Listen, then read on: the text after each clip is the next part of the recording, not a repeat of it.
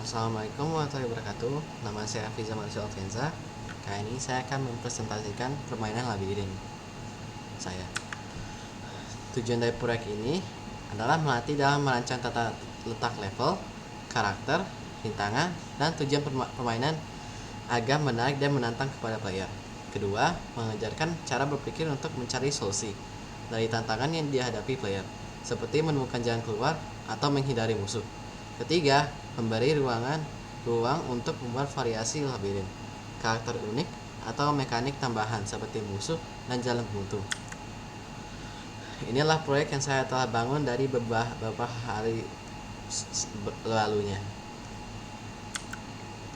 Inilah interface dari proyek yang saya telah buat. Dan ketika kita mulai gamenya, maka interface ini akan muncul. Di pojok kanan atas itu adalah tombol untuk mematikan game tersebut, menghentikannya. Yang kedua, yaitu strap ini digunakan untuk meminimize game tersebut, namun tidak mematikan gamenya. Berarti tanya gamenya masih berlanjut, tapi tidak ada di layar dan ada di taskbar, di taskbar. Di sini kita mempunyai karakter-karakter yang nanti saya akan jelaskan di slide selanjutnya. Di sini ada batang yang menjadi rintangan untuk kita lewati dari pojok kiri sini sampai ke cyborgnya nanti. Sekarang kita ke jenis-jenis karakternya. Yang pertama, kita mempunyai hero atau player kita yang kita kendalikan dengan arrow keys yang berada di keyboard kita, yaitu up, down, left, right, yaitu atas, bawah, kiri, kanan. Kita menggunakan player ini atau karakter hero ini untuk melewati rintangan-rintangan agar sampai kepada Pac-Man. Yang kedua, kita mempunyai musuh yang akan menghalangi kita dari Pac-Man. Musuh ini akan berbolak-balik ke kiri ke kanan untuk menghalangi kita dari melewati Pac-Man. Dan jika kita terkena dengan musuh ini, sesuatu hal akan terjadi. Sekarang, objek penghalang. Objek penghalang ini digunakan untuk membuat kita harus mencari jalan lain untuk mencapai Pac-Man. Kita tidak dapat menerobos objek-objek penghalang ini. Objek penghalang ini ada ice cube, stick, horizontal, dan vertikal. Sekarang kita akan memulai demonstrasinya. Sini kita sudah berada di Visual Studio dan akan memulai game tersebut.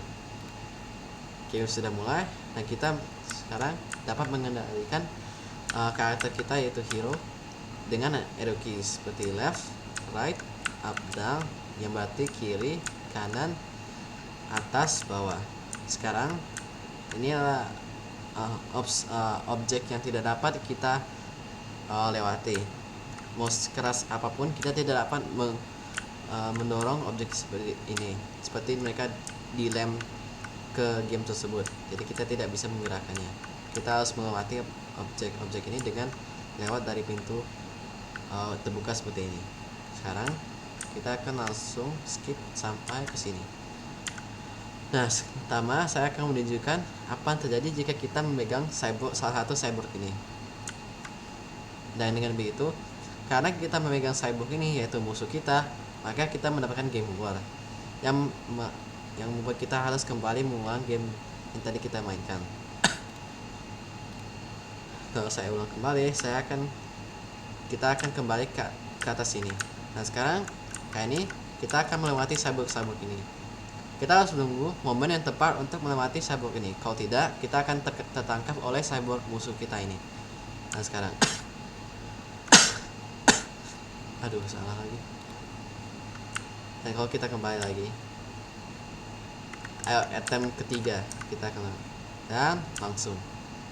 Nah, setelah kita melewati cyborg ini, sekarang kita tinggal masukkan karakter kita ke pattern ini dan boom, kita pun telah menyelesaikan game tersebut. Itu saya demonstrasi dari game yang telah saya buat. Sekarang kita akan melanjutkan presentasinya. Sekarang kita masuk ke prospek proyek. Game ini mempunyai manfaat dalam berpikir untuk melewati rintangan dengan langkah yang logis.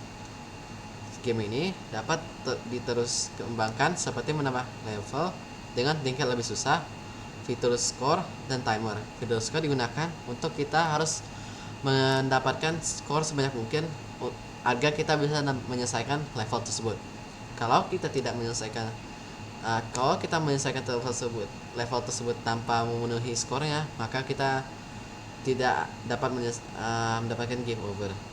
Dan juga timer digunakan yang memaksa kita harus menyelesaikan level tersebut secepat mungkin. Kalau tidak akan game over juga. Sekarang musuh lebih bervariasi dan rintangan.